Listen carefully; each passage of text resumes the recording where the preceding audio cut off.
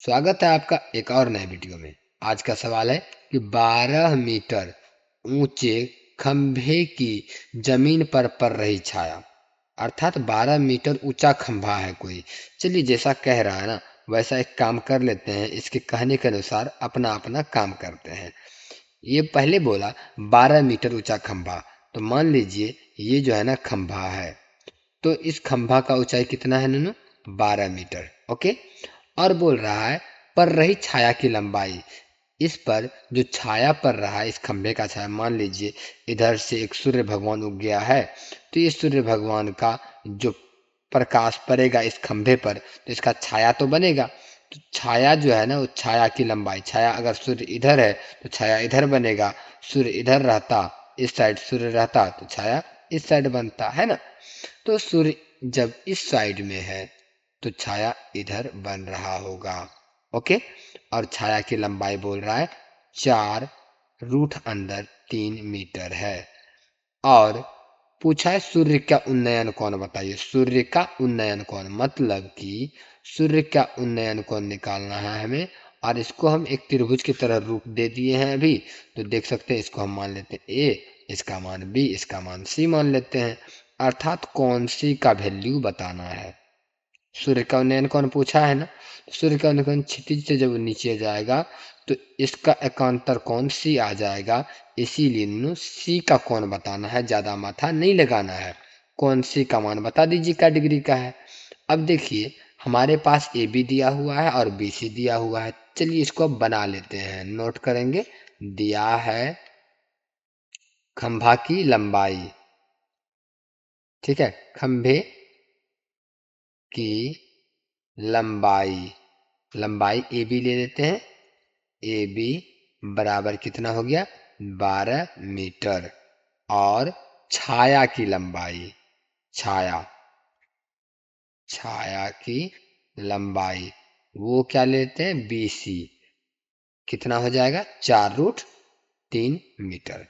तो अपने पास खंभे की लंबाई और छाया की लंबाई ए बी और बी सी, मतलब लंब और आधार दिया हुआ है।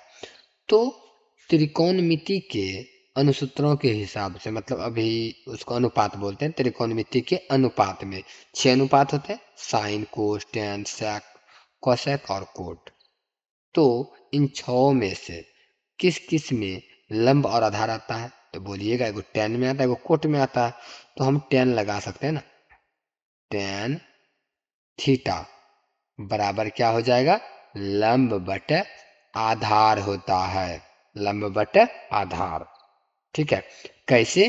तो चलिए इसको भी समझ ले लेते हैं कि ललिता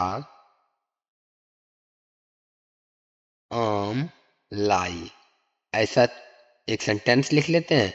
इसी के नीचे बटा के रूप में लिख लीजिए, कहो कहाँ से आई। ऐसा लिख सकते हैं, कोई दिक्कत नहीं है।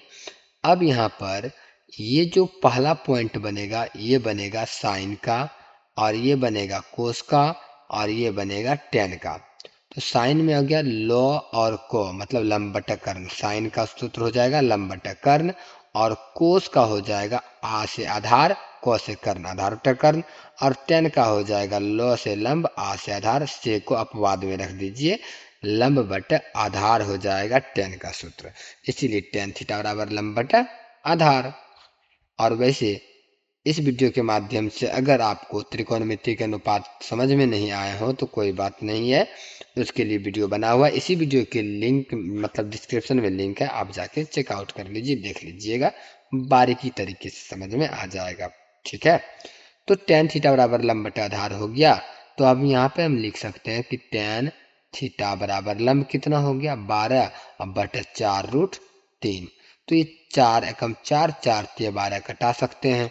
तो कुल मिलाकर के टेन थीटा बराबर होता है 3/√3। तो √3 नीचे नहीं रहना चाहिए था, और ऊपर में भी 3 है, इसीलिए नीचे नहीं रहेगा।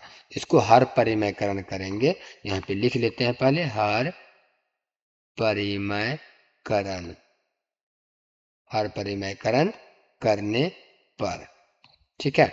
तो टेन थीटा बराबर 3√3 गुना √3/√3, इसी को हर परिमेकरण कहते हैं।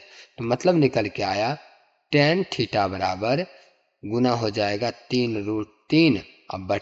तो ये 3 और ये 3 कट जाएगा, तो कुल मिलाकर के जो बच गया अपने पास वो बचा है tan थीटा बराबर कितना, सिर्फ और सिर्फ √3। तो आप ऐसे भी दिमाग लगा सकते हैं कि थीटा के किस मान के लिए √3 मान आएगा, tan में 60 डिग्री के लिए होगा।